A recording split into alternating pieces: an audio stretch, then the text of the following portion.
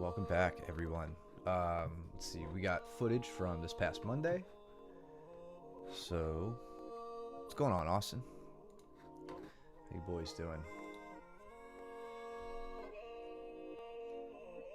Quick shout out to Cole, who I'm rolling with, who just got his purple belt last Thursday. So,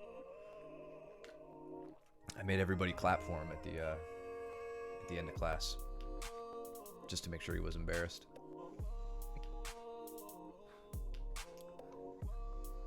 Joe and Brandon stepping in.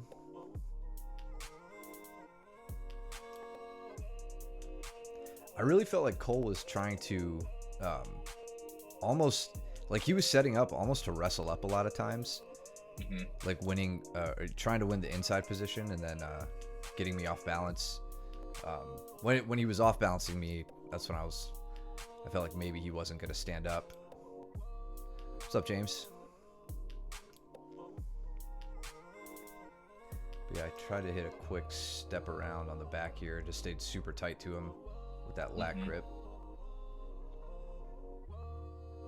You got kind of like you had like a quarter Nelson type grip or half Nelson grip and then let go of it.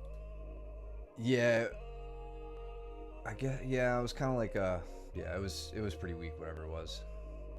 And then now I'm trying to use that like short hook on the leg to get to where I wanted to be on him. Trying to establish like a claw grip across his neck to pull him into back, but I couldn't manage to get it. How did Joe and Brandon get here? Did we miss some good stuff with them?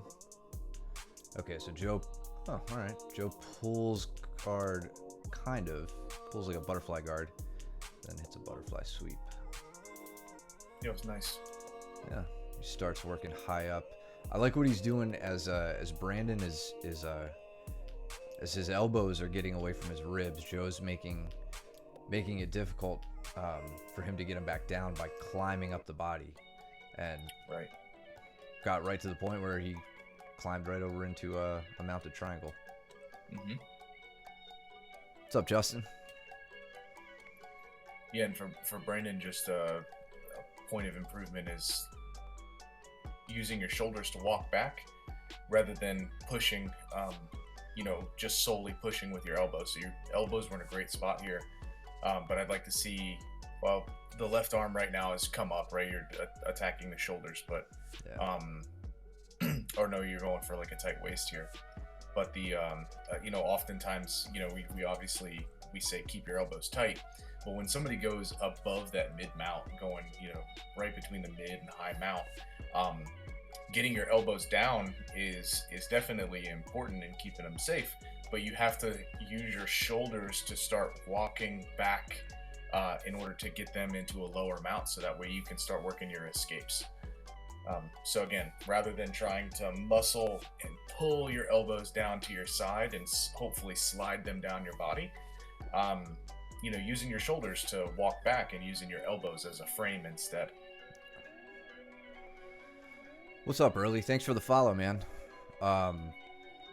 No, we typically don't have, like, we don't do walk-ins too much at our school. Like, if people are kind of in the area and reach out, they basically sign up for a free intro class and then come by and do their thing. But not too many walk-ins. I saw you followed us earlier, and I had a feeling. I think you and I have some friends in the same group down in Florida. I thought your name looked familiar. So welcome, man. Thanks for coming in and chatting.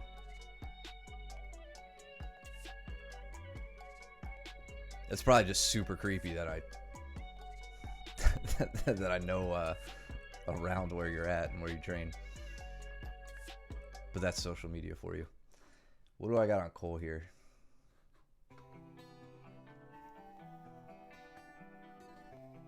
Oh, okay. Just going in for a leg lock. Yeah, now that Cole's at purple belt, I'm gonna be pretty relentless on leg locks with him.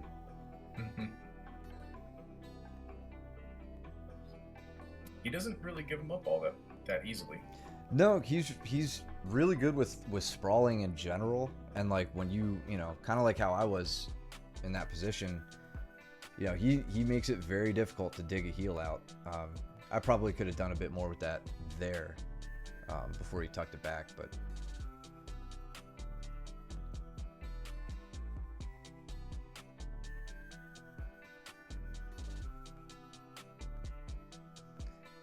for a second here, I know it kind of looks like an armbar setup, but the Tegatame has been on my mind lately because it's one of those subs you kind of forget about. But it's for those unfamiliar, it's an attack on the arm, and I didn't know about this until like, I don't know, years into training. I'd never really seen it, but it's an attack on the arm where the knees are on the same side of the body. Like I was trying to get my right knee on this side of Cole, and you attack at the elbow. Like the arm has to be straightened out, and your outside leg pinches in and puts strain on the elbow to get the tap. It's I don't know why it's not as common.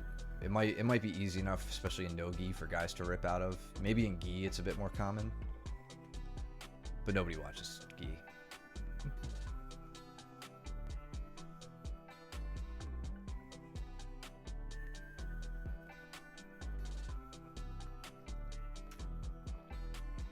Brandon's surviving so far here. Yeah, Not he's a doing good a spot, but oh, there it is. Yep. And you get oh, that was great. That was a great exchange. that was. It really was. So Brandon switches his hips, gets the hip heist, right? Yep. He's winning the hip height battle, and I think Joe knows it at this point. Yep. So he rolls to basically re-guard, but sets himself up in this wing sweep position where Brandon's weight is over top of his right leg, and hits him with a nice wing sweep, just opening up the leg. Brandon's base with his arm is committed around Joe's neck here, so it keeps it, or makes it rather easy for him to hit that wing sweep. And then here, this is just a point for Joe. Cool thing about the wing sweep, if your legs stay tangled like this, if you took your left leg, kind of pulled your knee to your nose, and then snuck your shin behind his leg, and you're sitting in to a cross ashigarami, right? So you hit, you know, you're attacking with Kesa. Brandon managed, or Brandon started to get out. You re-guarded, hit a wing sweep, and then could immediately enter in on a leg attack. So just something to look out for next time. I know Joe doesn't do, or he's not too well acquainted with leg locks. I know he's been working on it, but this is one of those opportunities. Once you recognize it and can start folding it into your game, it can be that much more fun. It's just attack, attack, attack, attack. Yep. So it's good. Like another good exchange. Brandon builds hip height, gets on top. Joe sneaks a grip on Brandon's hand as he's coming up right here. He snags a wrist grip here, and as he's walking through, Joe uses his left leg to push up and almost do like a little scissor sweep kind of a deal. And he's using his right hand, I think, to block the hip, and then winds up taking him back over. Nice. Yeah, it's like his knees, he's got knee on the outside. Right. Probably making it a little, I think he beat Brandon to the base there.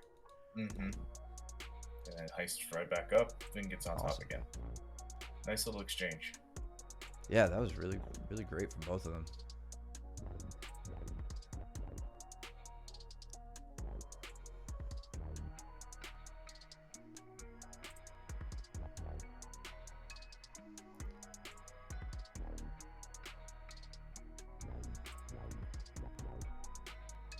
Cole's working a pretty miserable top game. Yeah, I started to try to kip, and it, like, I don't know, even I don't think I had a good frame on his hips, and he was basically flattened. I think if I had his hips a little bit higher over my like stomach or my chest, I could have been able to kip out of that. So I just switched back to my trusty elbow escape. Got to got to a half guard there, or maybe a 3/4 guard.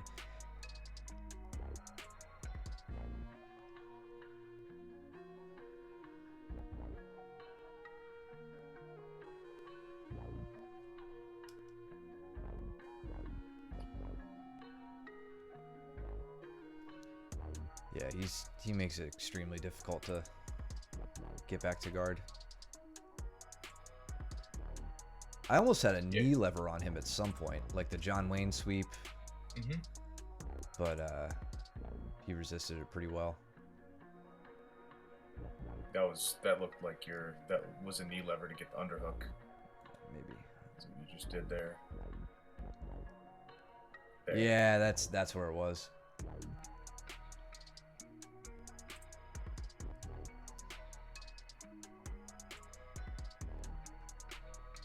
When he sits cross-side like that, it's very difficult to hit an effective knee lever. Yeah.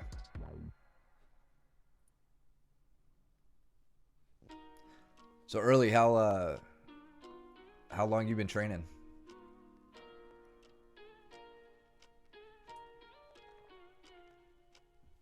Yeah, this double overhooks is so annoying. He hit me with a great sweep. He even said, he's like, I got double overhooks, like an asshole. Look at it slowly. So he sets me up. I'm planting my hands on his chest. I can't even say I'm basing right now. Like I think I was maybe trying to swim out or like limp arm out of it. Yeah. And he timed it right, elevated, flung me right over.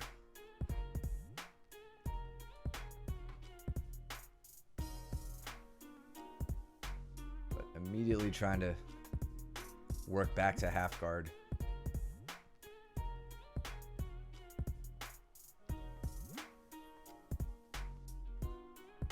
Got Joe and Matt putting on a takedown clinic here.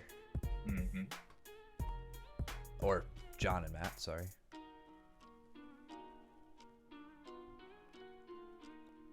All right, what was Joe doing here with Brandon? So it looks like he's trying to ride really high and cut the angle to get to an armbar, if I had to guess. But here's the thing. Joe's hips are right over Brandon's hips. So we're not in a good spot to armbar at this point. So when you go for that step over here, when you're sitting and then falling back, your hips just aren't high enough up in the armpit to really, one, to isolate the limb, to cause real danger, and then two, the distance you have to fall is going to allow Brandon to get up, and since you don't really have a good threat of an attack here, it might be a losing proposition. Yeah, so Brandon works back, gets into your guard. How did I get Cole's mount?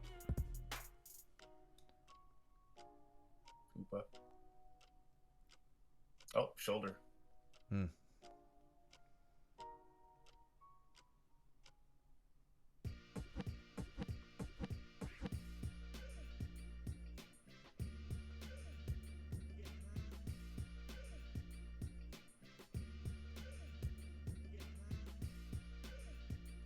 Got Jason and Caleb in a little battle too. It looks like Caleb finished an armbar from the bottom there. Oh, really? I know he was setting it up earlier. I didn't see.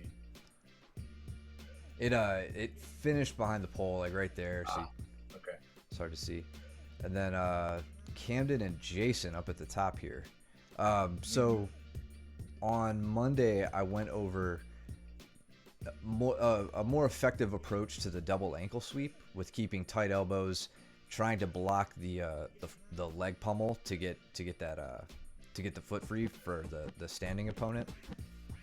And it looks like Cam was doing good there. You can tell kind of when Jason pulls his right leg off the mat, it goes inward, which tells me that one, he either stepped it inward, which you just wouldn't typically do, and I don't expect Jason to do something like that. I imagine Cam was pulling in, right, being real tight with the hooks to disrupt that leg pummel. Let me see if I can catch it again.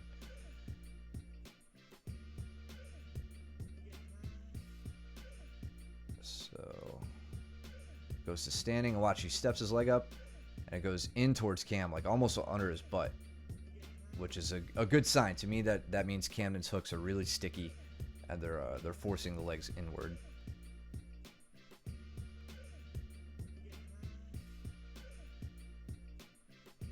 Cool. Great round. Joe and Ronnie, me and Jason. Got Caleb and Austin over above the chat.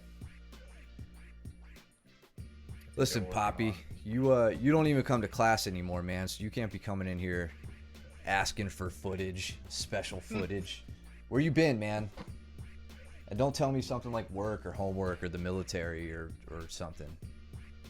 Jiu-jitsu's way more important than any of that. So I hit a nice little foot sweep on Jason. I just want to look at it again. I always like seeing these. Yeah, that's Danny. Is it Danny? No. Is it? Or maybe it is. Or is it Duncan? No, it's Jason. No, it's Jason. All right, you're right. Sorry, this is only 720p.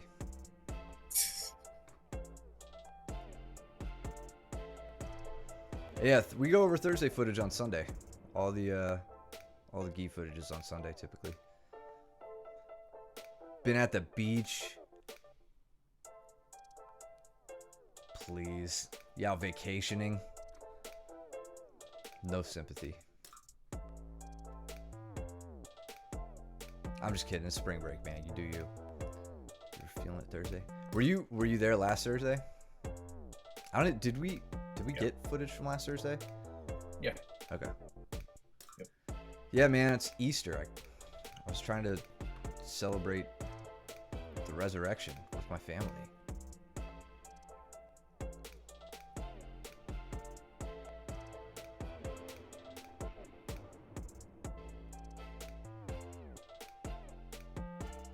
Austin in on looks like a little standard Ashi there for a second.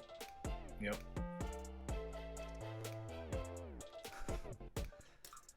What happened, Justin?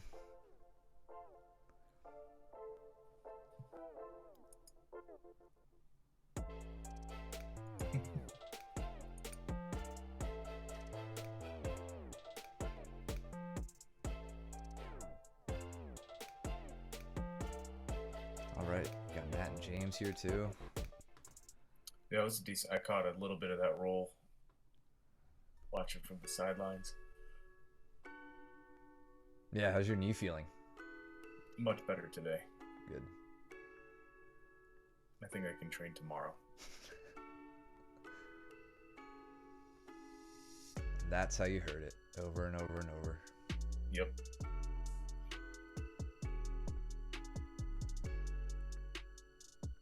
Joe trying to get behind. Ronnie doing good to square up with him. That was a cool way for Jason to chase the back on Danny. So watch this. So he comes out the back door, comes around, and then winds up in top position. Let me go back again. I think I was in the way on the stream. So he's down on bottom Jason. here.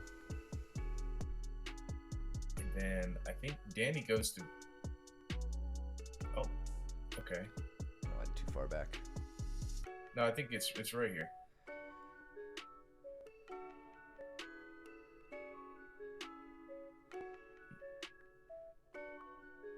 What's he do? Oh. Kind of like a ghost escape, right? He Yep. And It Danny steps up to try and hit the triangle, and he kind of, Jason catches Danny sleeping, so to speak. So Danny was in a modified mount, Right. and Jason went out the back. Yeah, and he just I like the intuition, right? I like the ability for him to see that he could chase the back from there is a good thing. Yeah, that was great. Yep. And notice he immediately, as he gets out, like he gets a hand on Danny's leg that stepped up, which is going to make it difficult for Danny to base back out. Yep. Comes up the back. Nice, chases him down. That was great. Mm-hmm.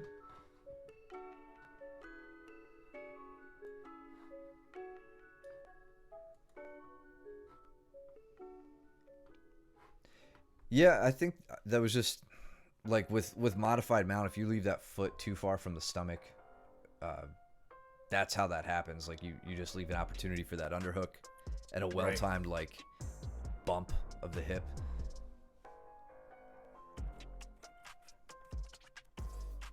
And shout out to Danny. You called out Cole, but Danny got promoted. Oh as yeah, well. Danny got promoted too. I just didn't see him on stream on that when it came up.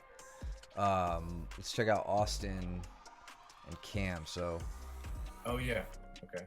I guess well, I guess I'm trying to think about what Cam was trying to do here. So looking right here,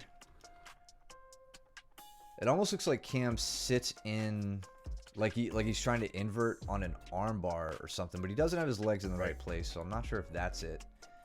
But I like what Austin does here, where he gets behind Cam's legs and keeps them pointed away and circles around and gets right to the back. Just really good awareness. Cam, you just gotta you gotta establish a better connection. I'm not sure what you were trying to accomplish with the roll, but you're gonna have to have like an arm isolated if you wanted an arm bar. It didn't look like Austin's legs were easily available, so I don't think the leg entry was on your mind, but I'm not sure.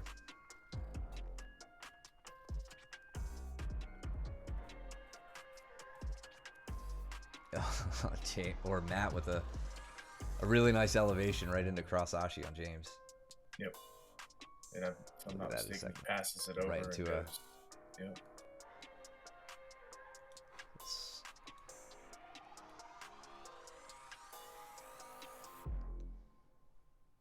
So James has no connection with the ground. Look how Matt elevates him, and then his left leg comes behind and scoops in behind James's left leg. Which is exactly what you were telling Joe that he could have done in the previous roll with whoever he rolled with. I can't remember. Brandon, I think. Yeah, Brandon. Off of the wing sweep. That's right. Because this is effectively, that was a wing sweep setup. It's kind of how you can think about it, right? His right leg like right here, is a cross side, and then he elevates with his right leg on the wrong hip, like on the opposite hip that you would normally think to elevate from, and then it allows him to use his left leg to come behind the knee and then sit James down in a cross ashi. And then looked like he's not doing like a traditional dig in on the heel, right? He's got this kind of scoop grip down at the ankle, which he then passes off to the other side for the outside heel hook, right? But from cross ashi, which is a really nasty place and so difficult to move from. It is. It puts so much pressure on the knee, so that if James wanted to get to his left hip, he would have to put a ton of pressure on his own knee to put, to go down that way. So, it's a good spot for Matt.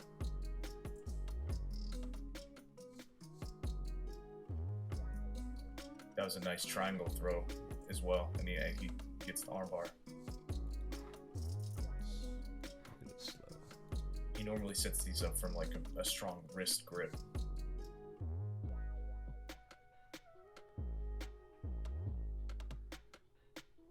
So he's got that arm.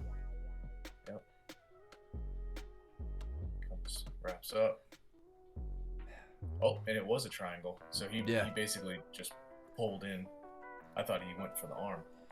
Yeah, so from basically, I mean, I wouldn't say north-south, but from that like kind of north-south-ish guard, stayed right in on it, locked up the trap, and then immediately moved into the triangle. I'm jealous of how easily he gets to triangles. Like gets to that final leg position. It's such a that was a really, really smooth entrance.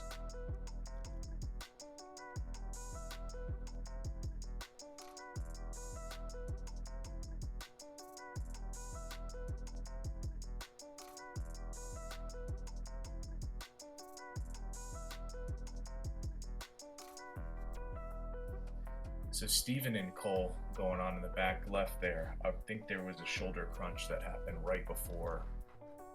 That's how Steven wound up on top.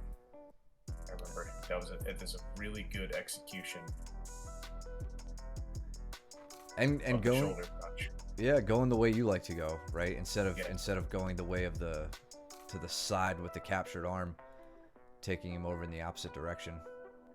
I mean, it's completely based on your opponent's reaction, right? Yeah. Like Cole is alleviating pressure. You get people who try to drive the arm deeper in, into the lock, right? Because that alleviates pressure too, right? If you can drive Cole on his left-hand side, and then Steven would be able to go to his right. But Cole opts to relieve pressure by sinking his head down low towards the mat. Across Steven's body. Across the body. See, like this. And that alleviates a ton of pressure on the shoulder. But it also makes him really off balance. And Steven can sneak in the right hook and then lift and take him right over. Yeah. Yep. That was nice.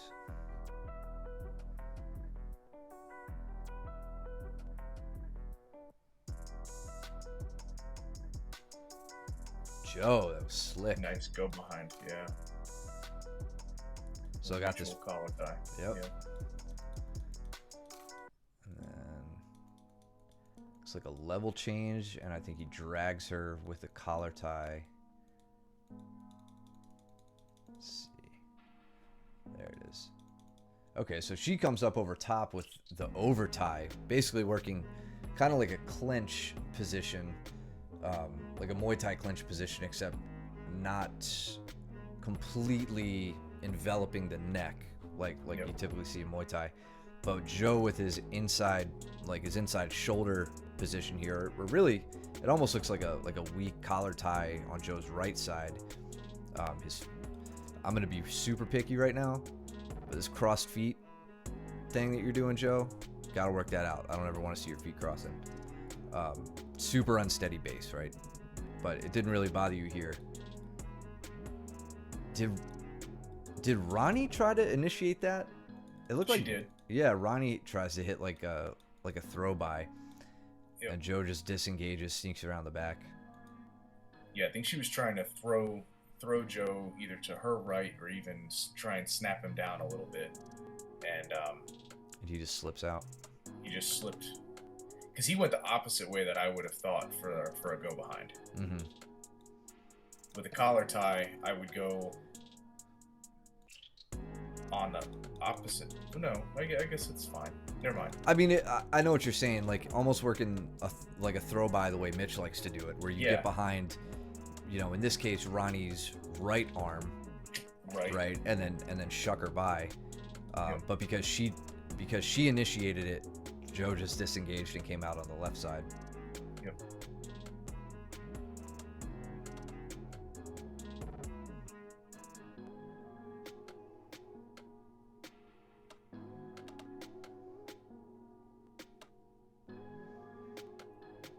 Coming up to the end of the round, I don't know if Joe gets to strangle here or not. Nope.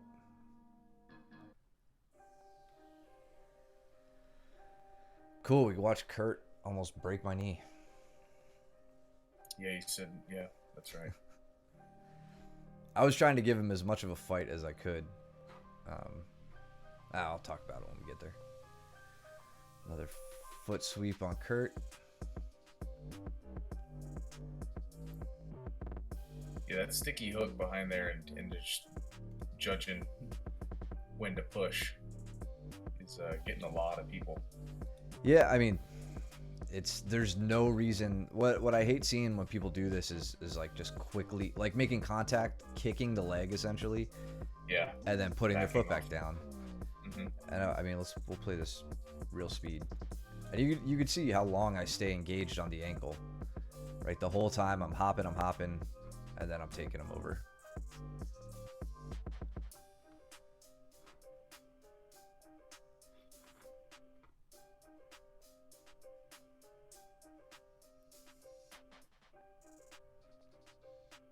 Little ankle pick from Matt here. I think it's the tripod. Oh yeah, yeah, he got him behind the knee.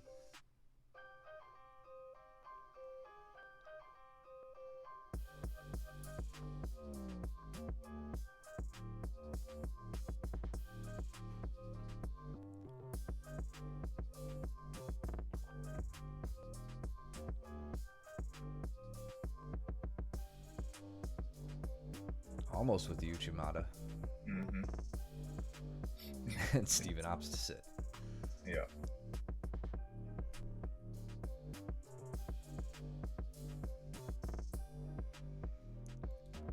Shoelaces or the arch your foot? I definitely not the shoelaces. I kind of use the inside of my foot, like when you kick a soccer ball. So kind of midway between the shoelaces and the arch. Another way to think about it, I know Bertram likes to talk about like there's some, you know, dust on the mat and you're sweeping it off with your foot. You wouldn't use the top of your foot to do that, and you're not necessarily using the bottom of your foot. You're kind of just hitting it with the inside of your foot midway between the arch and the shoelaces. And you could kind of see here how I'm connected with them. Let's see, Steven sat. There we go.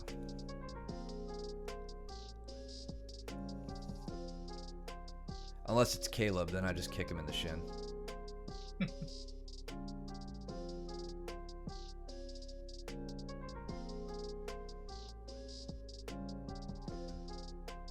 So let's look at Matt's armbar here. This is rad.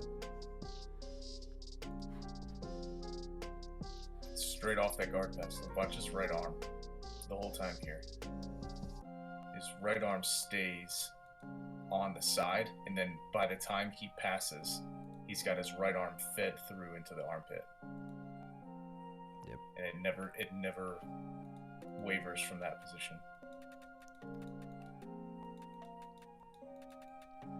Put Steven back down to his back. And then here's a cool little point of note here. So I think something a lot of people have trouble with is grip breaking from this position. And Matt opts to do something. I know we've seen Gordon Ryan talk about it in some of his matches, but if you look at Steven's hand configuration, he's doing a gable grip. His right hand, you know, the top of his hand is facing towards his feet. On his left hand, the top of his hand is facing towards his head. So Matt, with his hooks set up on the arm, he opts to pull in the direction where the grip is weakest. If Steven had reversed his grip, he'd probably start to lean towards the feet to break it open.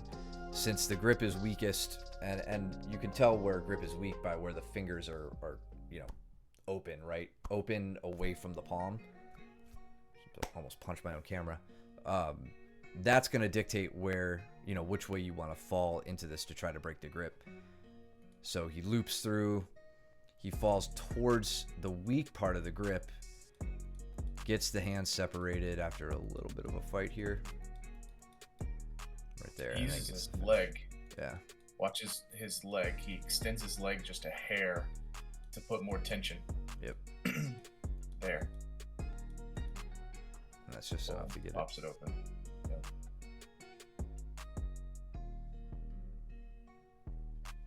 Good sprawl from James against Jason here. Yep. Caleb. Or Caleb. Whatever his name is. His name isn't. I was trying to tell you Jason was Danny, so. You don't get names until you have a purple belt.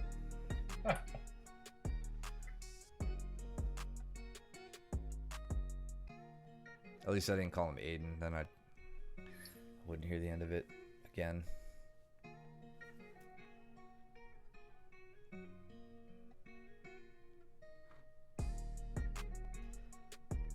Another good pull into Aramiyashi. Yeah. From Matt.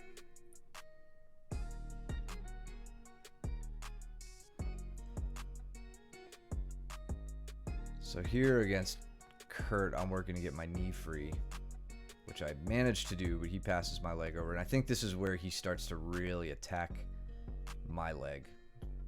So I'm going in on this toe hold. Kurt's ankles are as flexible as wet spaghetti. And then same thing here. I'm like, I know what I got. I'm not gonna I don't want to crank on this too hard. And Kurt starts working to attack my leg really, really effectively. And I believe he manages to go over the top. Like he like rotates around my leg and makes it very difficult for me to get free. If this is what I'm thinking of. Maybe not. Okay, we're not there yet.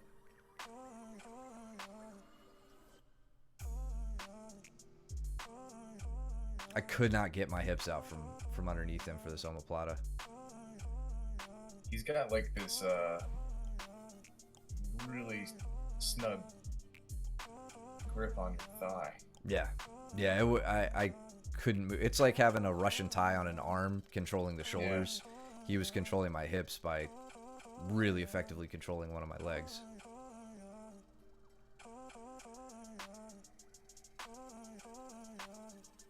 So now you opt to go back into the legs.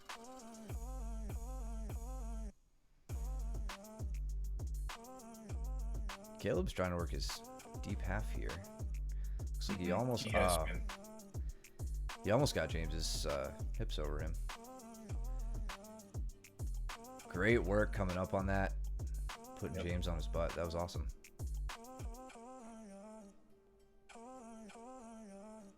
But it's tough to keep James down. Yes. Like if you give that man an inch to get up, he's up. Look at this. Well, he does a great job here by controlling the head. I mean, that from here, I don't know what his grip is on the far side, but that's a guillotine under the neck, or under the chin rather.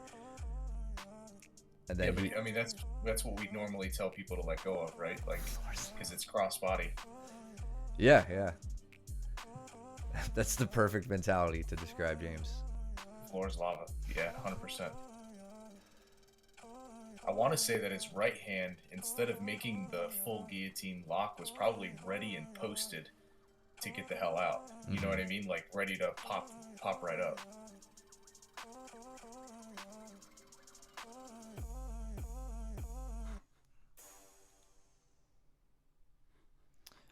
Did Kurt tap me? Did I miss it? Yeah, I think so. Okay, yep. Yes. So let's go back here. How did I get here? So you're attacking his left leg. Yeah. So I had I guess an outside heel hook. Yep.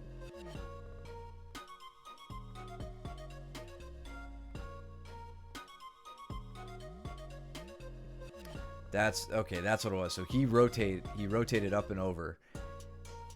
And right here I'm wincing. I'm making a pretty bad face. And there I was trying to get out. I was trying to roll to get my knee safe. Yep. But I started to feel the effect. He had that toe hold the entire time, but when he rotated around my leg, he could double up with basically a knee bar. So between the two, your kneecap starts slipping and sliding. And yeah, man. Between the two, it was it was pretty rough. So he definitely earned that tap. Did James pat his head for good luck? Maybe I didn't see it. Did James?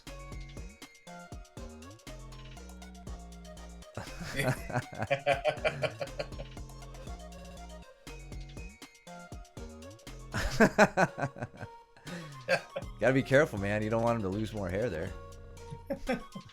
Don't rub the hair out.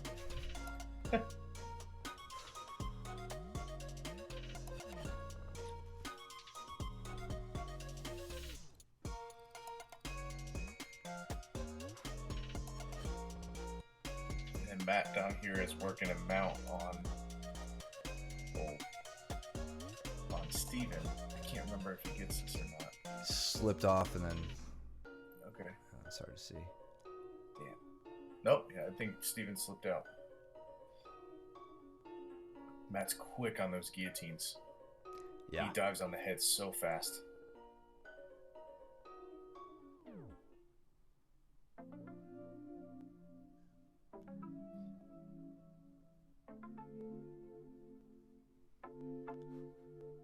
What did James do there? I think he goes... Oh, he just tried to get over to the back. I got you.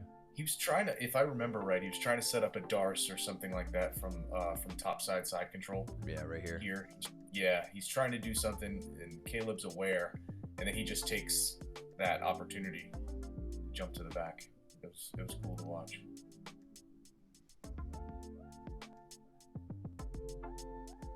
And unfortunately, we're missing Austin and Brandon. They had a battle just right behind this pillar. That was another good one to watch. Quick reminder, side note, for all of our subscribers, whoever did it with their Twitch Prime, might want to check, re-up again. It's a big help for us. If you guys resubscribe, we really appreciate it.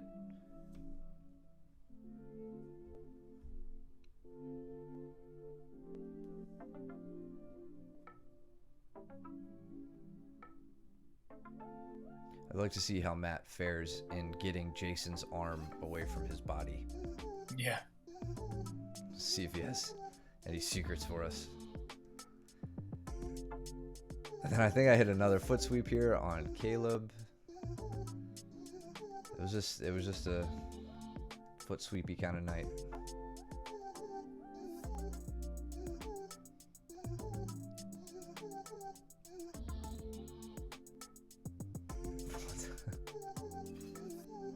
There we go.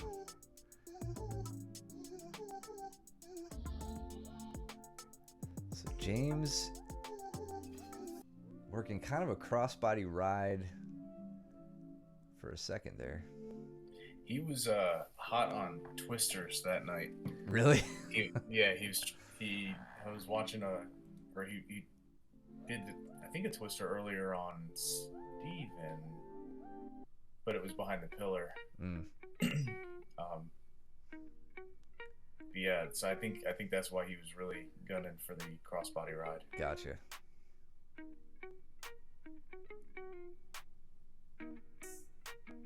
Muffler. And tapped her. Got it. What? That must have been full nose and mouth coverage. And he had the trapped arm. You see that? Yeah. So you got inside Ashi on Caleb. Cross Yep. Ashi, rather. Splitting the legs, trying to control the toes. Pass it over. Now you do. Yep. Yeah. Tapped. How did I... Oh, I think I just backstepped into it. Backstep. So I kind of let him... I slipped my foot in / let him think he was getting like a 3/4 mount, and then hit the back step into the cross ashi. And then he was doing good. Like his initial action of getting his feet together and trying to disrupt my grip was good. Like that's definitely something worth doing.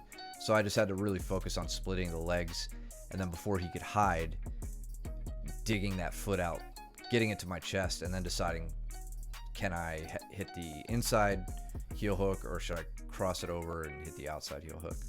Mm-hmm. Personally, I don't like connecting my feet, especially on the cross ashi position. I know it makes it harder to get to the heel hook, but it also gives your opponent the direct access to double trouble. Mm-hmm. Personally, I like taking the non-attacked leg and using it to separate my opponent's legs when they're attacking my heel.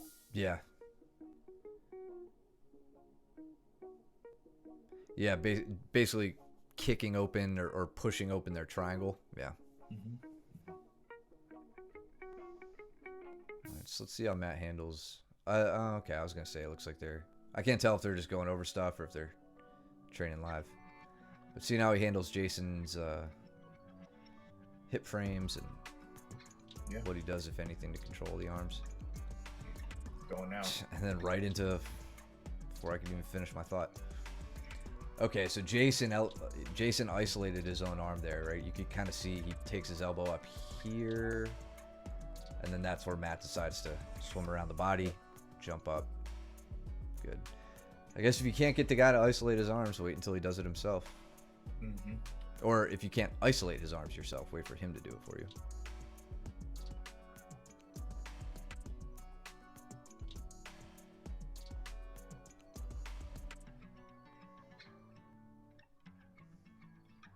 So you're trying to sit into an arm, I think.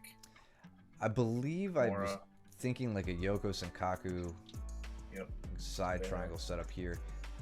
But Caleb's just so big and brawny.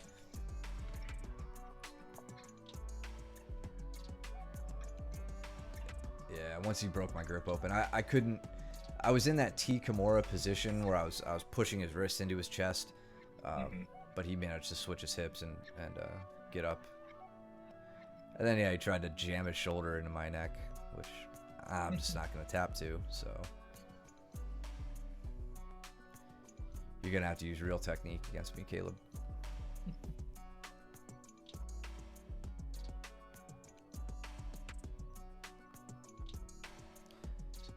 So another instance of possibly sitting into a, or getting into a cross ashi pretty easily.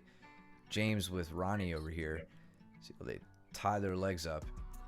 Now I don't want to see James hitting like the scissor takedown or Kani Basami, just because it's a little dangerous. But as you guys fall here, once butts are on the mat, if your right leg sneaks in behind Ronnie's right leg, you're right to the cross ashi.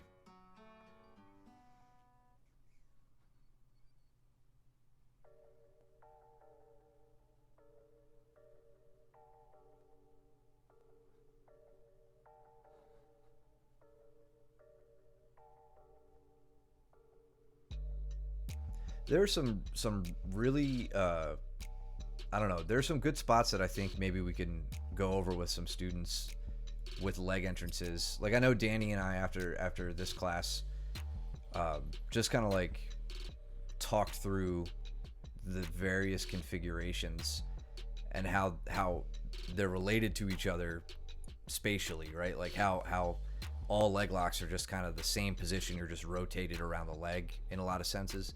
And then, you know, depending on which side of your body their heel is on will dictate like what you're attacking.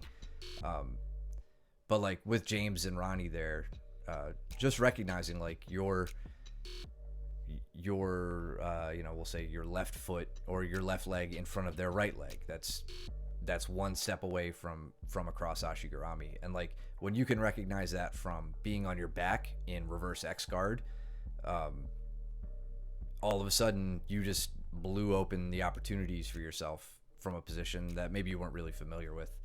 So when you know those basic little spots, a lot of leg locks make a lot more sense. Yeah, I agree. There was one class that I taught.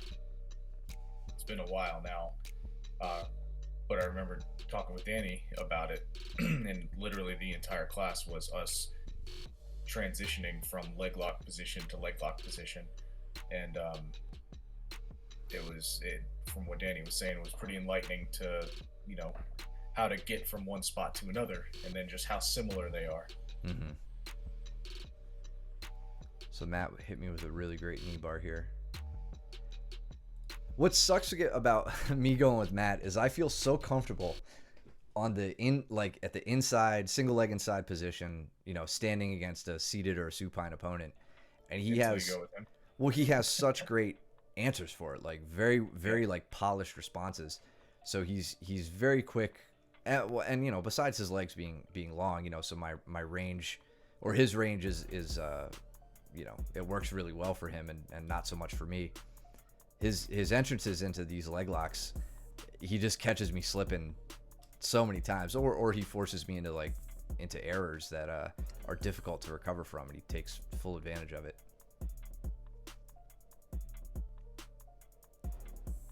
For a second, I thought about trying to sit into a knee bar there, which he realized, and we were laughing about it and talking about it. He's like, yeah, you were looking, weren't you? I'm like, yeah, your knee was just way too far back.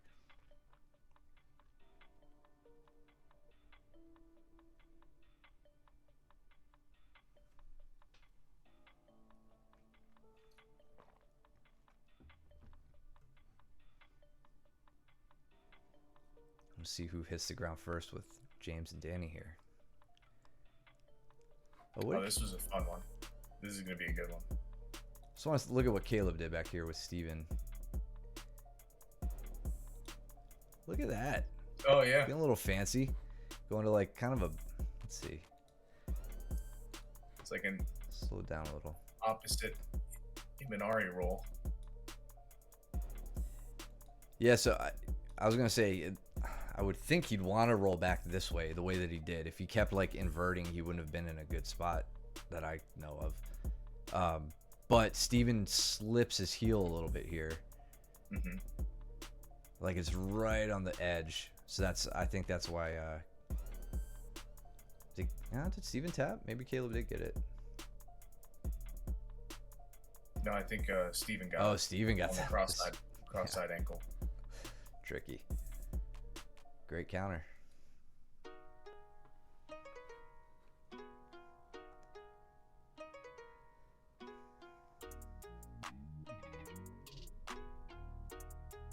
James getting heavy on the head.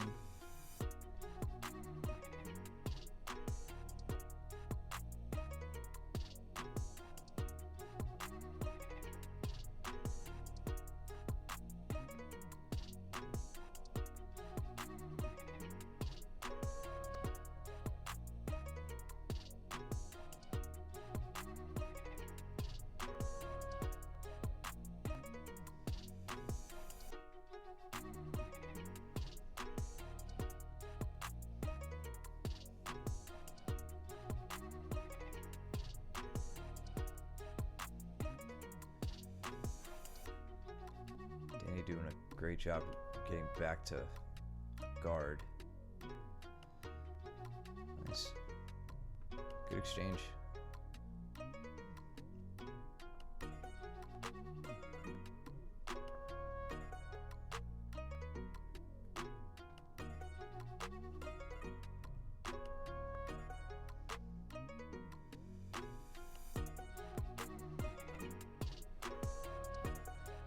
I was telling Matt during this roll too, like, given our difference, vast difference in experience, he's been doing this half his life, and our size, like, the best I could hope for is making it very difficult for him to submit me. Yep.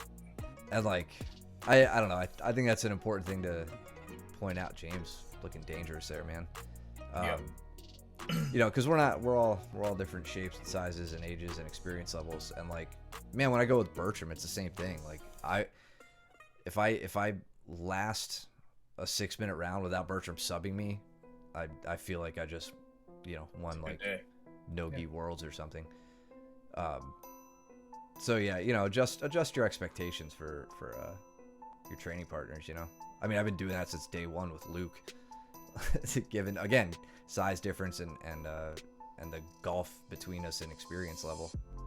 I want to look at James's threatening Kimura here. So great awareness with Danny on your back fighting for this Kimura.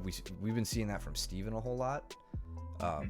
Steven almost letting people get behind him so that he can work this Kimura grip break into a takedown. Wrenching it up like that, great option. It almost looked like you were thinking about the takedown, like right here, like sitting to your butt right here. There. Because you have a, like, it's not a butterfly hook yet, but step a few inches away from becoming one, sitting down and taking him over. But that's a great option too that you finish with. Yeah, it's very, reminiscent of the Gracie bear hug. Yeah. Self-defense bear hug technique, whatever. I really like the way that he just cut across the guard. That was a nice thing too. Surfed right over him. Yep. It happened quickly, so it's. He steps in. Danny has and then he just drives his right knee across Danny's right knee. Yeah, as Danny rolls to his right to try to re-guard, right?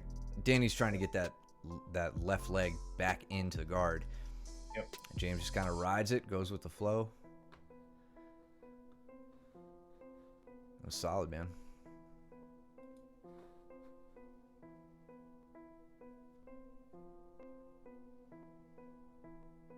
Yeah, we see a lot of that from Matt too. Like he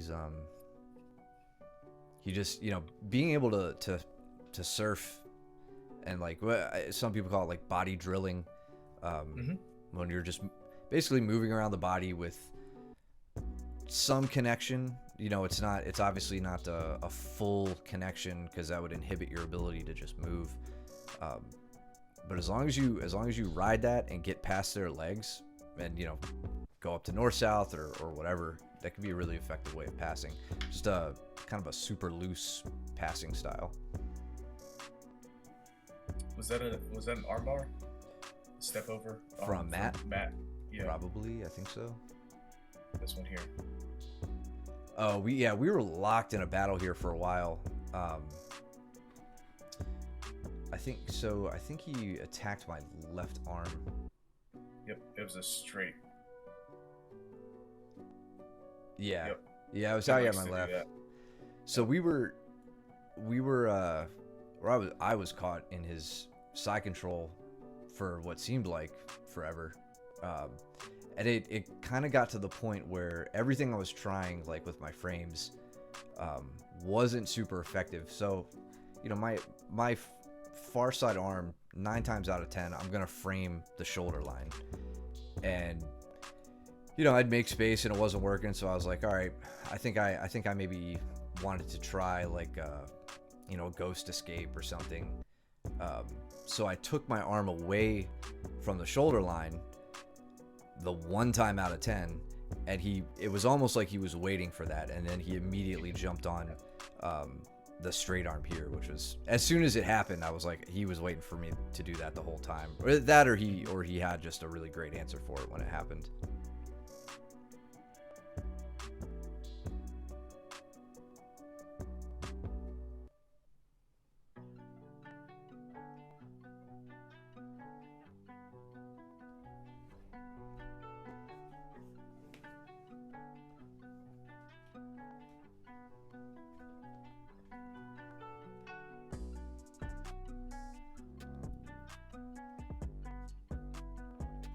This back step is like impossible to stop.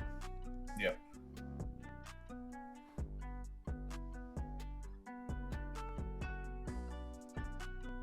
And that's so just to go back to what we were saying about body drilling. That's what Matt's doing here, right? The way he's maneuvering around my body. I mean, he just did like 2 laps around me. I guess 1. But moving around, you could see how quickly he's switching his grips to where it's not that he's gripping onto me and preventing my movement. Really, it's about him being loose and nimble and being able to make his way around. But he also keeps a very constant pressure point on you. Like, and it's normally like his chest-ish. And in this case, it's like his chest on your shoulders and back. Yeah. And that makes it very difficult because you can't change your height. Mm-hmm. You know what I mean? Like, you can't build any hip height or head height out of it. The only thing you can do is roll or go left or right. Right. So it's very difficult to manage that as the bottom person. For sure.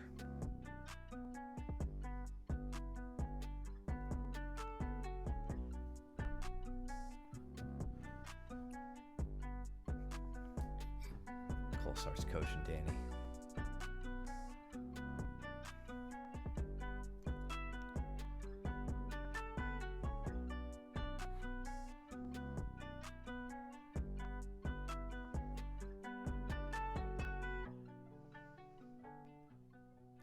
Nice little trip from James there. Yeah. Let's see what he did. I mean, it was basically a foot sweep. Yeah, just kind of a, yeah. Yep. And then pushing him back. Outside They're always a reap, good roll. whatever you want to call it. Yeah. What was that? Like an outside reap. You know? Kosotogari. Kosotogari. Or whatever.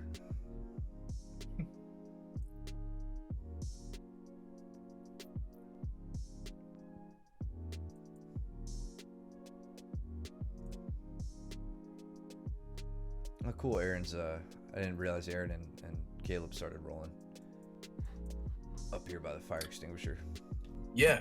Aaron's been, he trained with me last Thursday. Nice. And, it's good having him on the mats.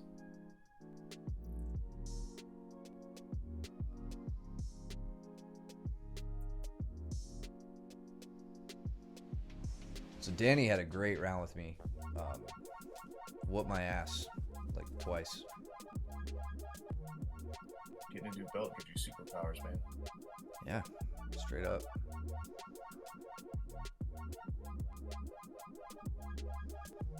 So he was really, really working his darts here and trying to put my back to the mat.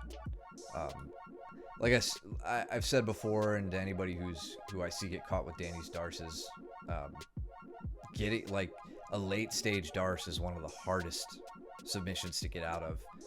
So doing everything, my typical defense is getting the arm that's trapped. It's getting my elbow down as close to my hip as I can and getting to turtle and then grip fighting. And then from there, you know, you have your ways that you can kind of shrug out. But you can see I disrupted his grip to get out of that. But it was hard to see. Did he switch to a triangle? He switched to a triangle. He did, but look at how my arm ends up.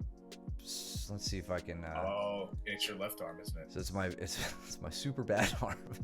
So he got me in a triangle where my arm was like, his leg was across here, and then my elbow was getting ripped up above my my shoulders, which is prohibitive right now. But I mean, either way, like, you know, he caught me. I mean, if you think about it, right here, right where he steps his right leg over, had I extended my arm, it would have been a side triangle, and I would have been in a lot of trouble. So it was just perfect opportunity.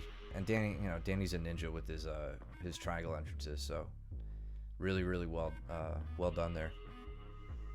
Check out that back take from Cole. It's the first time I've seen Cole take the back in a while. So go back. Danny, I'm gonna kill you next time. What do you say? Long story short, you tapped.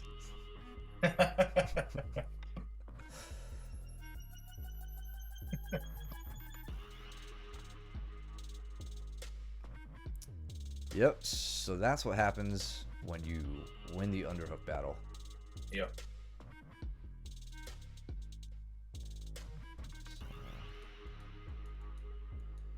Yeah, so here, James, you lost the underhook, and so the spinning, you know, it just kind of allowed Cole to continue the back take, right? He pendulums his legs like right here, and that helped him sneak out a little bit. Let me slow it down. When he had the double underhooks, you see, brings his knees to his nose real fast right here, and that sneaks it. Damn it! That sneaks his body out enough to where he can then slip his head out and continue on with the back take. Can you go back to where James was in side control without the underhook?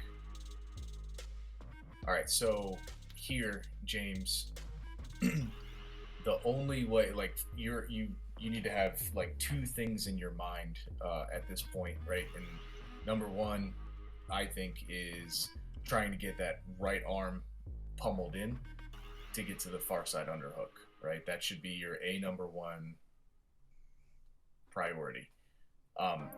Second, if you can't do that, then your head position and all of your weight need to be over top of Cole's elbow.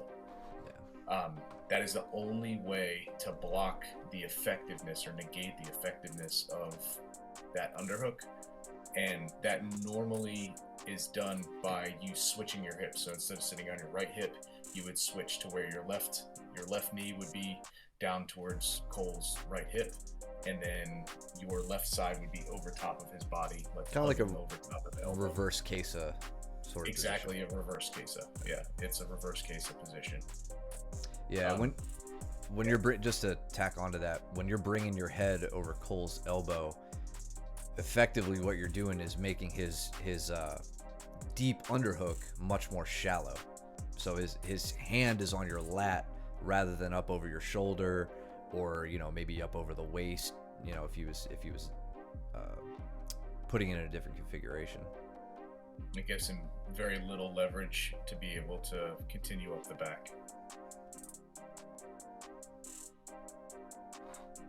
But also really good on Cole to reach up, grab the shoulder, and slide James back down into a more effective back take.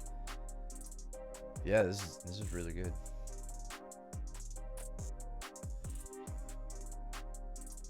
James has just been letting himself be punished with the late stage back escapes. It looked like Cole got the best of him here. I know he's been able to fend me off like week after week. Yeah. Cole was attacking like double overs, right? Instead of using a control arm, he was going basically the Luke route and attacking with 2 strangle arms. So he goes actually from 2 control arms here, goes for the first rear naked strangle. So now he obviously has 2 strangle arms. Right here. Yep. And then he switches back and just uses his left arm to strangle instead.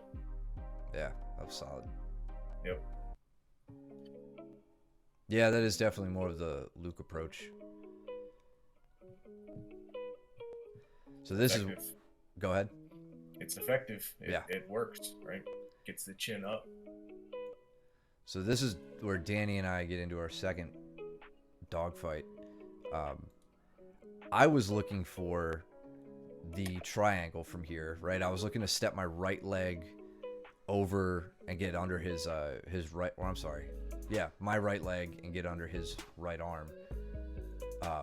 He beats me to the punch and gets my left arm trapped with my head in a triangle. And I've been here before so many times with him. He gets the control over the head. I feel like we've highlighted this before too. Like I'm having deja vu. But he controls the upper body really well with a reverse triangle, and then he starts attacking toe holds down below, and like you can't see what you're doing, so you have to stay calm and fight. Use your free foot to fight on the foot that's being attacked, which I'm doing here. Problem is I'm not getting my head free at all. You're worried about your feet.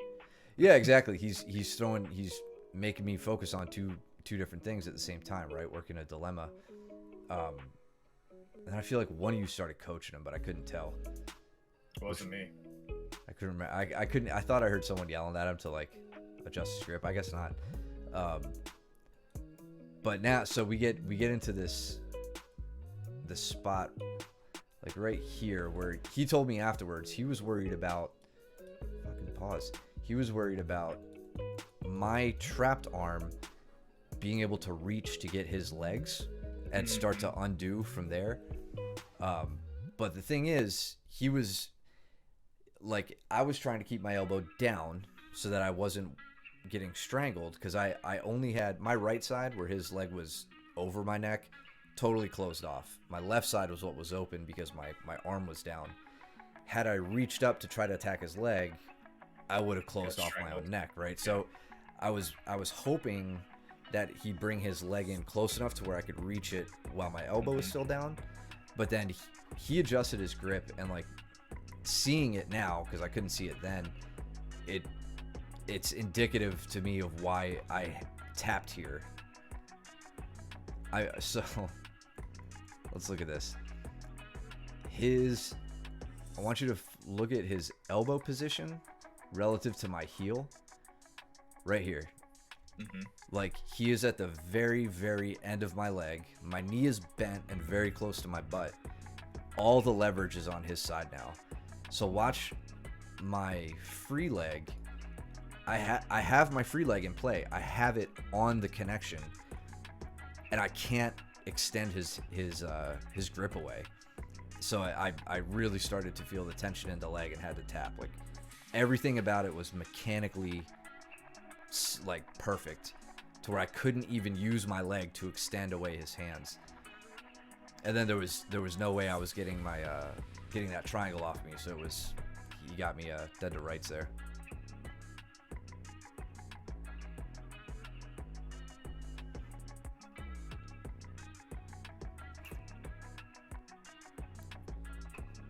So we do a little debrief.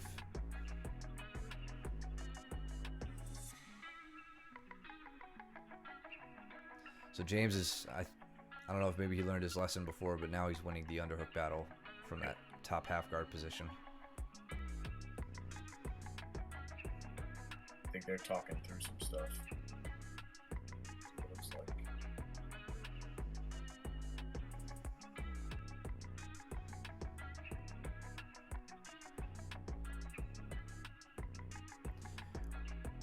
We should Oh yeah, this is a nice. Oh, sorry. no, go ahead.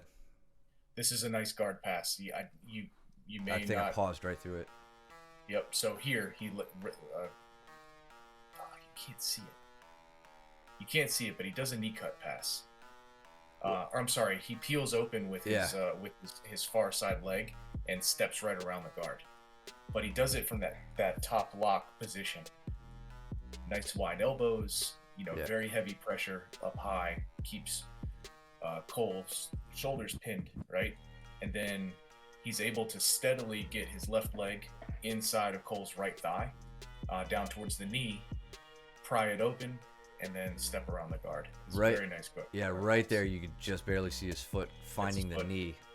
Mhm. And he's got his hips high, which makes it one, it puts a lot of pressure on Cole's head and shoulders, and two, it makes his legs a lot lighter and more nimble to escape that half guard.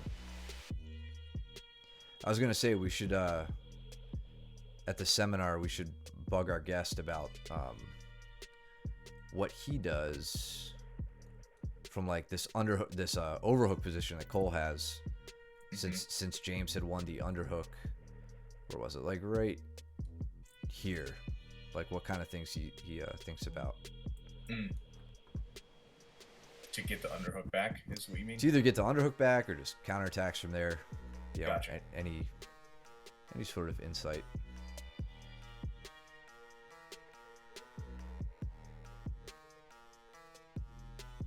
But yeah, that was a great pass. Really, really solid control the whole way through. And then now he's up in mount. Yep. And attacking.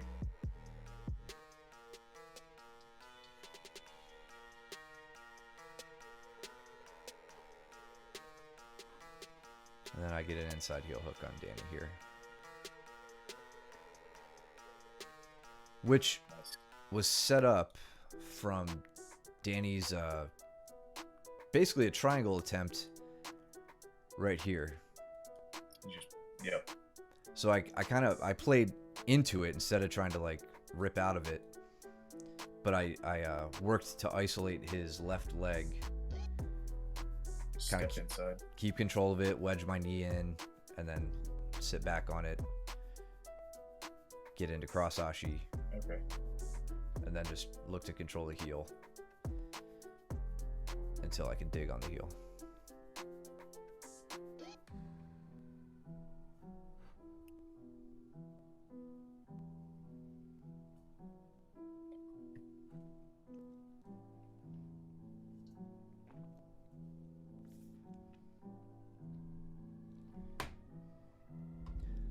So I got to give it to Austin up front here. He was extreme. He was just nonstop attacking, bugging, pressing forward on this roll. It was definitely a change of pace. I don't even want to say, because I mean we've seen Austin work like crazy at competition. You're welcome, cutie. And we've seen that level of aggression from him, but I mean, even for being like late in the rounds or late in the open mat, he brought it like the whole round.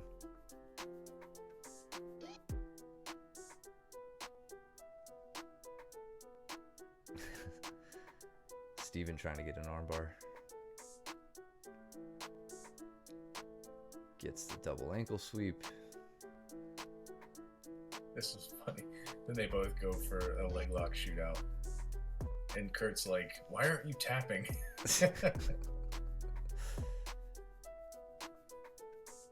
Good. I want to see Kurt's legs break after what he did to mine.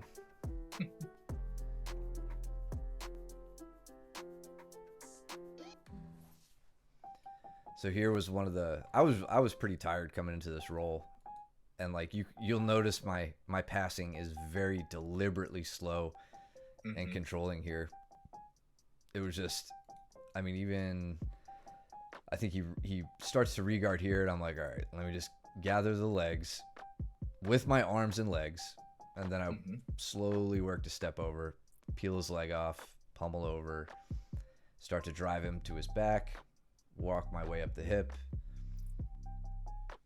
and then I think he even regards after this. So it was I was just doing all I could to like get up, control him without using too much of my energy. Yeah.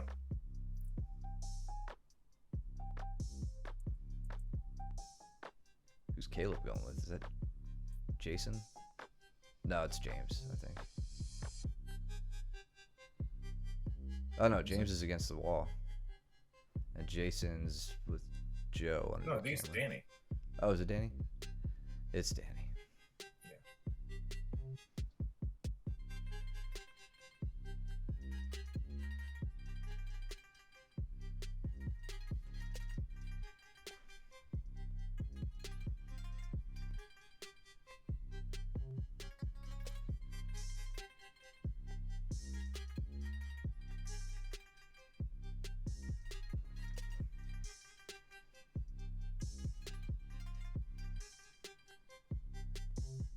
And that was deep from Kurt. And then again with the whole leg lock. Now this is an interesting one, is that Steven, if I remember right, has the opposite grip. So he's actually going like instead of pinky toe down, right, for the toe hold, he was going big toe down. So that's a heel hook, right? Like that's what that is a heel hook. I wish we could see it. Yeah, I know. And he actually switches to, because he's not able to get enough torque on the knee, right? Because it's hard to when you're just going basically two hands opposing and no isolation of the leg or no isolation of the hip. You really have to get your body into it. So what he does is he takes his hand and he uses his wrist as a fulcrum, and he pushes and gets a straight ankle lock right there. Oh, yeah, I see what you're saying. Like that.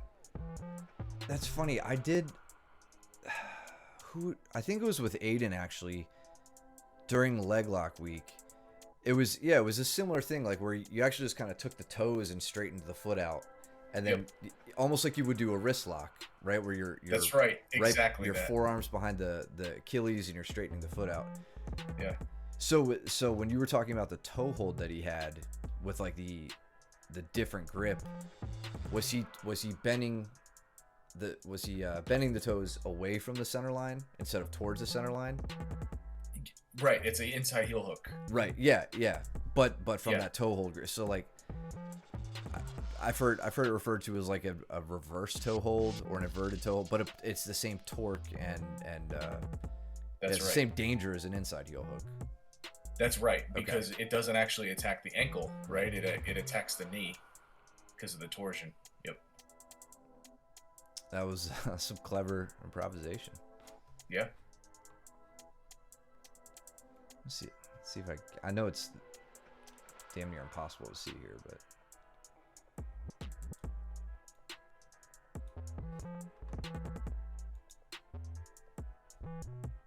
I wish I could see how Steven's legs were entangled. It almost looks like he had a calf slicer leg setup, but he was but then extending the toes away from him. I cannot remember how it was, because I know that Kurt was attacking that leg, or the bottom leg of Steven. Yeah. So I don't know how they were intertwined. Yeah, Danny, that's a real blue belt mistake of taking Caleb later in the evening when you're tired. He's an Just early. letting them lay on top of you. He's an early in the evening kind of role.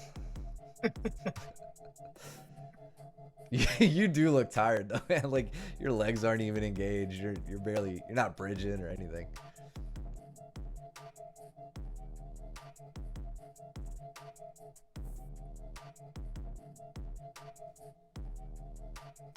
Yeah, I mean, back to Austin.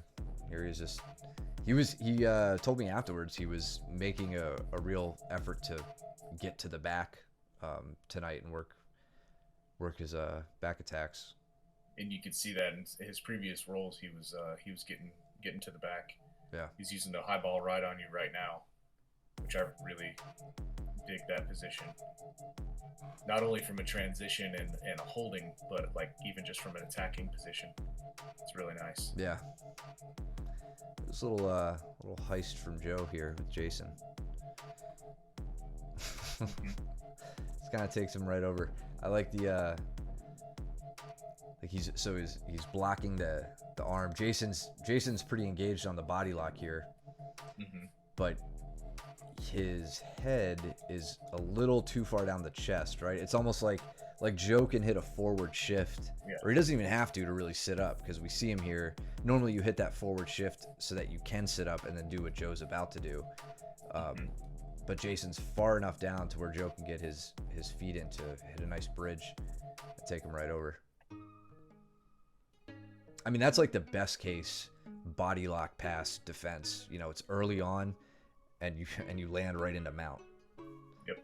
So Forward really, shift with double overs, and you've got it. Yeah, really great move.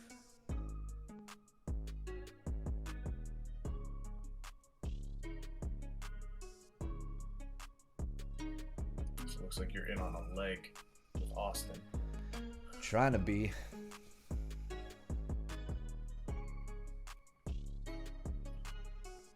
I think I looked at the clock there and it was still like 2 minutes left.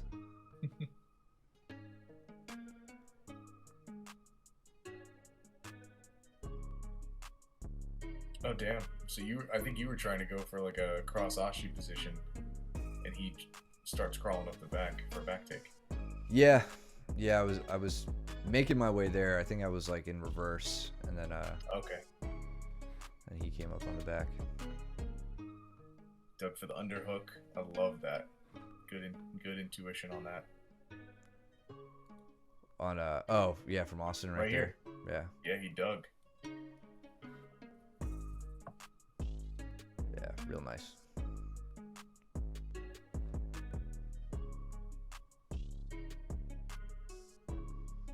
Jason working the standing guard break. We're trying to.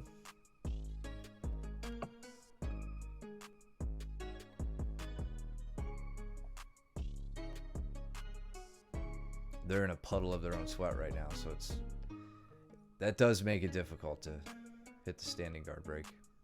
Yeah.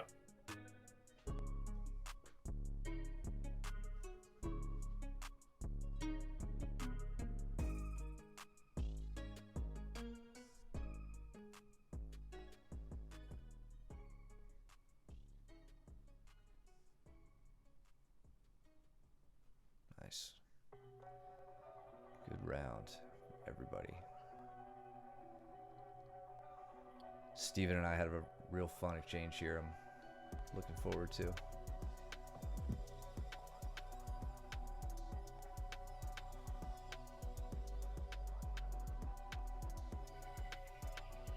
And I don't think either one of us wanted to like pull guard here. We were both pretty committed to trying to get a takedown.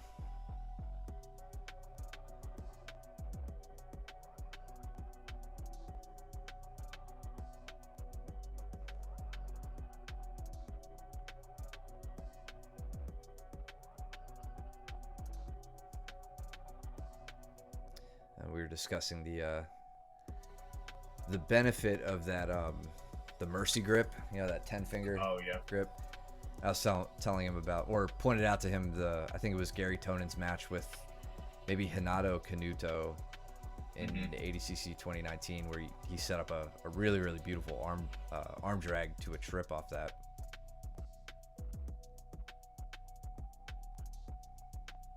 That was a fun match to watch. Oh, one of the best. That's whenever I tell people who are really getting into jiu-jitsu and like want to see what professional level jiu-jitsu looks like, I always tell them to go check that one out. Yeah, Tonon's by far the most exciting grappler to watch. Your mom's favorite. Mom's favorite. So nice. So it's like, oh, go ahead. I was gonna say I switched things up a bit there, because I don't use body locks or body folds in standing too frequently, usually because all my opponents are so much taller than me that it's kind of ineffective.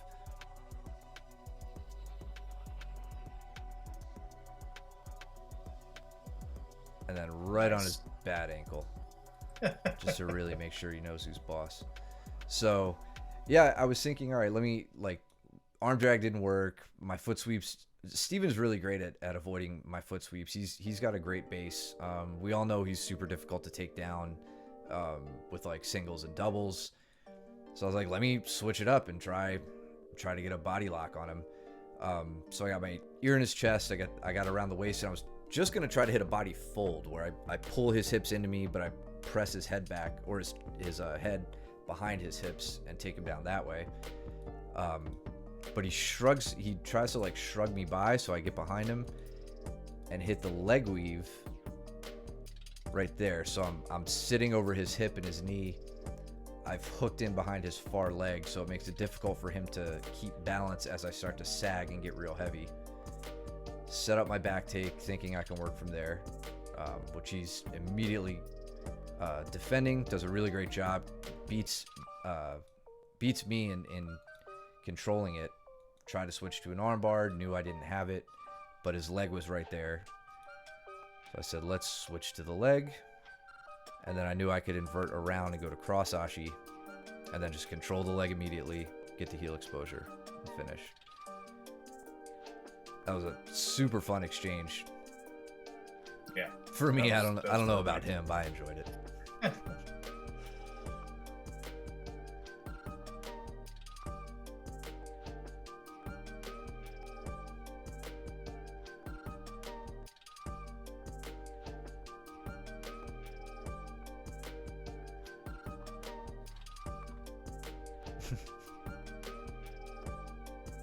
That did absolutely nothing. That was just me being kind of a dick. That also did absolutely nothing. I didn't have the knee. It was kind of a weak attempt.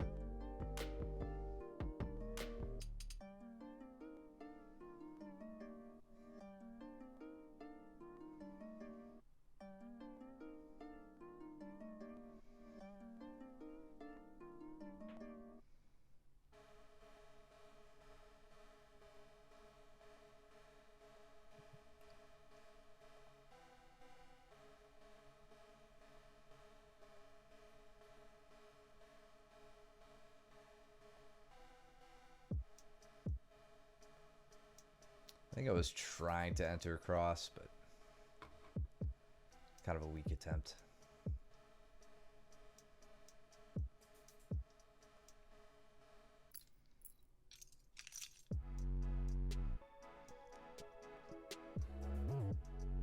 And then I tried to get him, or I tried to wrestle up from here, but he did such a great job of sneaking around the back super fast, and started having flashbacks of our last roll where he almost ripped my head off with his forearm across my jaw. So knew I had to immediately fight the or start getting effective on the hand fight, not letting that happen again. He's on a crossbody ride.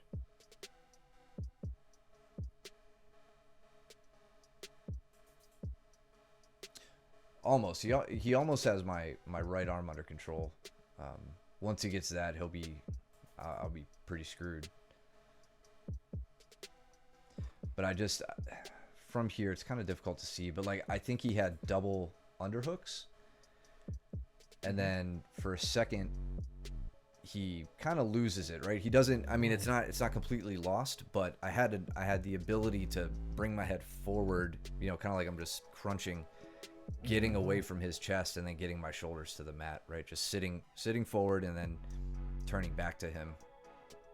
Just enough to really disrupt his back control.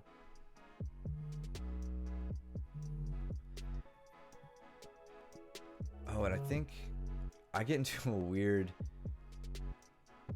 This is a really, really strange position we ended up in, where I kind of just had an idea and tried to see if it worked.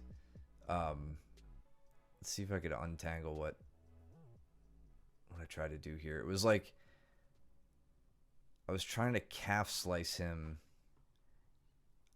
I think using his own leg. Like it was... It just looks like a knot. I know, I can't... I can't decipher it now.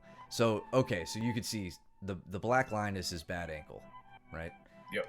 So I've got his left leg in behind his own right leg, right? So he's basically in a triangle position around my thigh, like around my upper thigh. So this is my upper thigh, and this leg is what I'm trying to pull in behind the knee of his right leg, and I'm using my leg to clamp down to try to close his triangle, and then like pulling his I was trying to pull his heel and pull his shin into the back of my knee, or the back of his own knee. I'm like, is this doing anything? He's like, no, I don't feel it at all. I'm like, all right, fine. I thought it was gonna be a cool invented calf slicer that I've never seen before, but to no avail.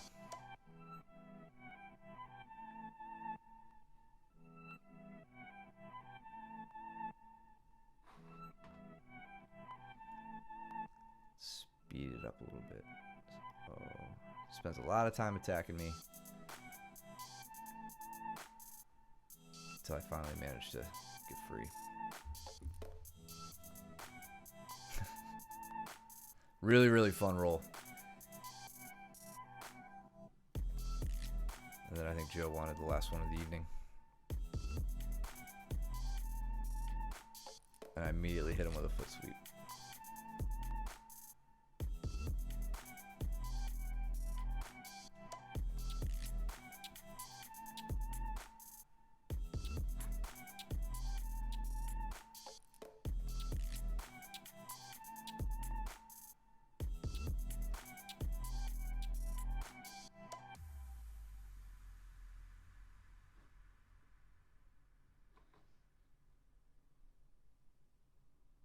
So I'm doing the best I can here to fold down his knee shield.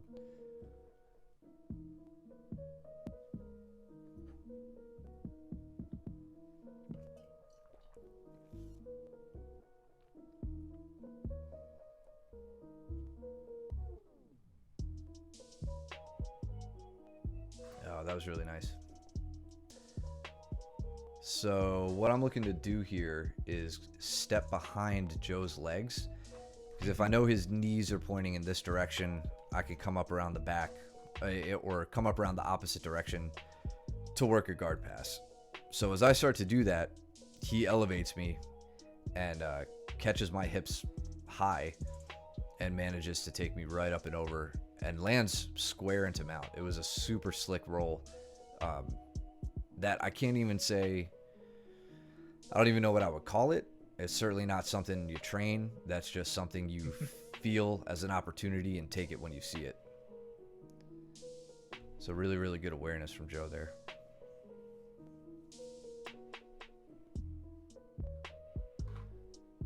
All right, we're going to keep going because we're getting a little late here. James in on a knee bar against Pat. Just a leg entanglement. Yeah, or 50-50. Steven, rather, not James. Yeah, sits in the 50-50.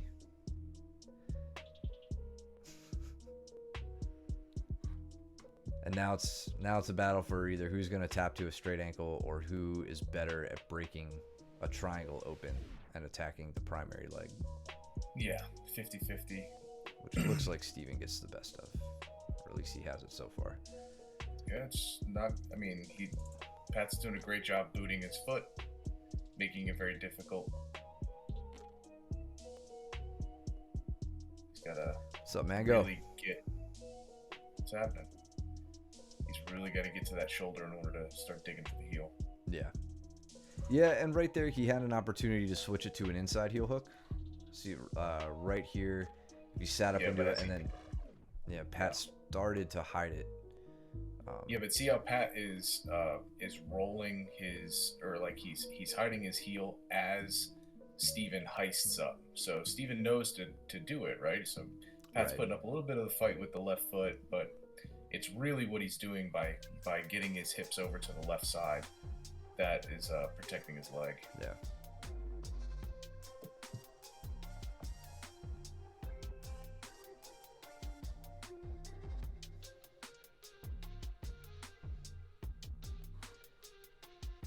Gotta give Joe some props for passing from 3/4 mount really well into mount here, using that foot wedge really effectively. Mm-hmm. Slaps it out as soon as he gets it free. It settles right in. And notice how successful it becomes as soon as he finds the knee. Right here, he's up. Yep. He's up towards my hips. Now he's like midway down my thigh.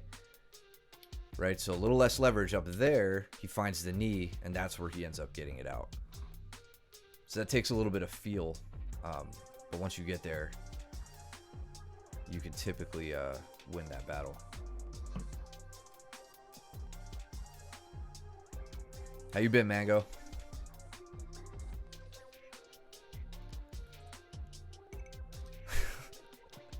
That guy on the left is indeed totally shirtless.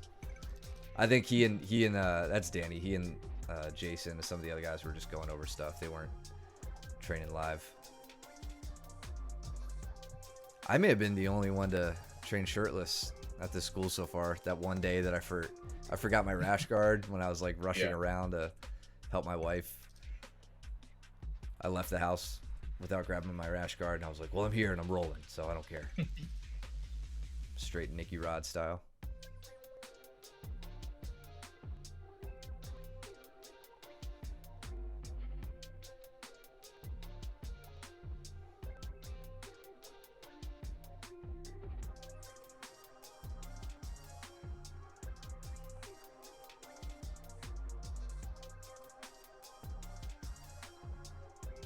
Joe was giving me a lot of trouble in getting this guard pass, like from early on.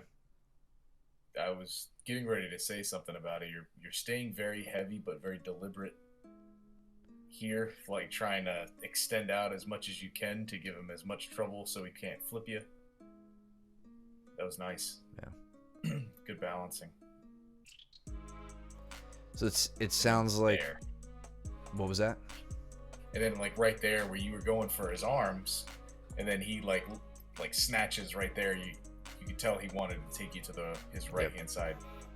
Yeah. He's like, you and him both hit those rolls from north-south really well. Like you guys have both put me on my back a number of times. So it's just been a matter of like staying aware of where my weight is distributed, where my hips are really, and not letting you guys catch me off balance. Glad to hear you're working on your queso, man. Sounds like you're working the variation with where you're laying across them, but you have the underhook on the far side instead of hugging the head. Am I interpreting that correctly? Yep. That's the way that I play it as well. Yeah. So Joe did a killer job there controlling my leg as he rolled up to get me to my butt. Right, I think I may have been looking. I don't think I had his arm, so I may have just been like trying to control his head or something, just get reset. He grabs my foot there. I think he switches his hips. Yep. Mm-hmm.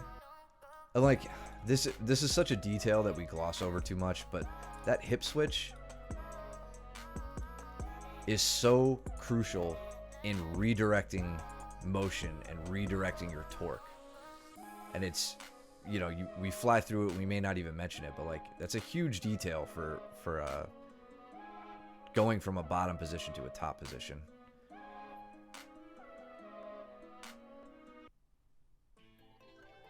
Good stuff. Awesome rolls as always.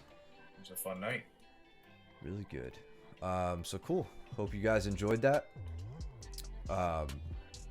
This will be up on YouTube in the next day or two, and we will be back on the mats on Thursday with Mike teaching. So yep, y'all do your laundry and get smelling fresh for gi class with Coach Mike. No stinky gis. Hell yeah. Keep training, Mango. Glad you're seeing some improvement in your queso. Keep working it. One of these days, man, we'll have to get videos from like you or Deathcore or some of our non-student viewers. I'd love to see how you guys train and if we can give you pointers if you want it or commend you on what you guys are doing good. See how you progress with your with your case of Gatame and all that stuff. So we'll have to figure that out one of these days. But thanks, James. Other than that, you guys know the deal. Please follow us if you're not. If you're lurking in the chat, if you guys want to support us, subscribe. Use your Twitch Prime to take a little bit of money out of Jeff Bezos' pocket and put it in ours. What else? Anything else? I think we're good. Yeah, all good, man. Cool. All right. Well, you guys trim your nails, do your laundry, don't be stinky. And we will see you on the mats. Yep. Later. Later.